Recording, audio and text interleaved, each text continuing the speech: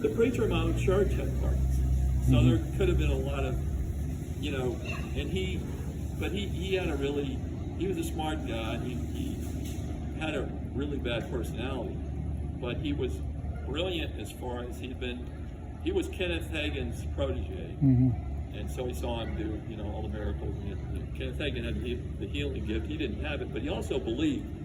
The thing about him is he believed, and he also went through, he's still preaching, which is hard to do, and he's gotten better. I think he's probably the only person on record that's ever gotten better. Now this goes with healing, sometimes is gradual, sometimes it's not always, an instant miracle, but the last time I checked in on him, through the YouTube or whatever, he was still, and you lose your ability, you can't get up and speak, your voice gets constricted, and so he's still, and I give him a lot of credit for that, because a lot of preachers, that they abandon everything, they abandon the spiritual warfare and just do the, I'll get the best doctor, that. So how does this work now?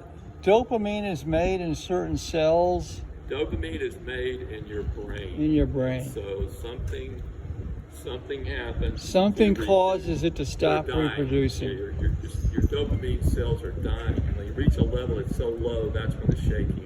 You cross that place, and then you're too low. And so what does the dopamine actually do? Does that dopamine controls your muscles and your hands. So without dopamine, your muscles can't have any stability. And then when it gets worse, you're in pain all the time because your body's hurting, and a lot of times she was going like this, and we would have to give her, pain medication, because it really, you do this for you have to do this for like an hour or two. It's oh yeah, it's like working out nonstop. Yeah. And so, but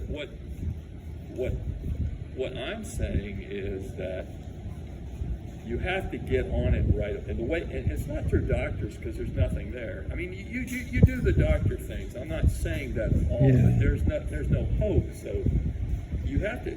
You have to train the brain to start making dopamine again. You have to speak to the brain. I was praying and doing something, and I was still learning about healing at that time, and I just found out about a Bible school that taught healing, and but I wasn't, and even in my church, it's like they don't understand.